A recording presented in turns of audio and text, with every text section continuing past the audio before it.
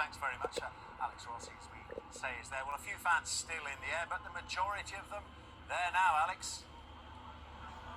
Well, the majority are still making their way, but plenty are now here in Red Square. As you can see, there are plenty of Reds, as you'd expect perhaps, in Red Square, and they have travelled with us.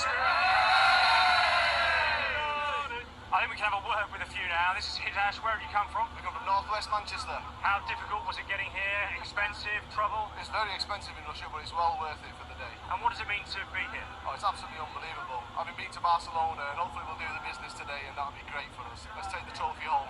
Trophy's just over there as well, so we're just about to go and see it. Okay, Jim, what about you? Was it difficult getting here? Worth the expense? Very difficult, well worth the expense, especially when I see him lift the trophy. And how much lighter is your wallet after coming to Moscow? Very much lighter. How much? Well, ask the credit card company. And what do you make of the atmosphere here? The Russians have spent 18 months organising it. It's fantastic. The Russian people have been very friendly. I've not got a bad word to say about them. We've had lots of photos with the locals, police have been friendly.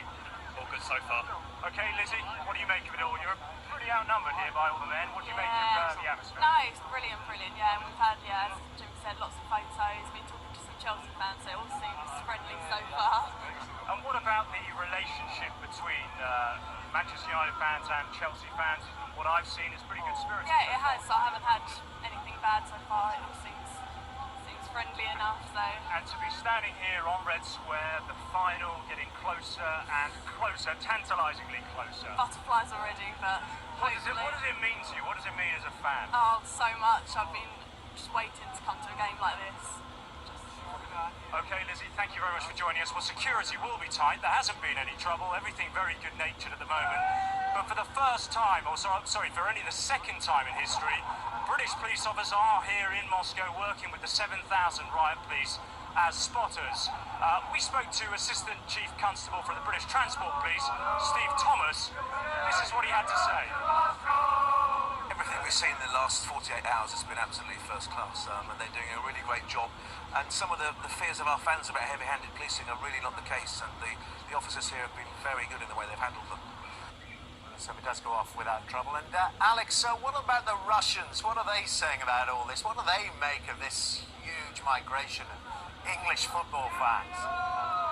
Well, they're pretty impressed, really, by what's been happening here. They're drinking in all of this, all of the atmosphere, obviously.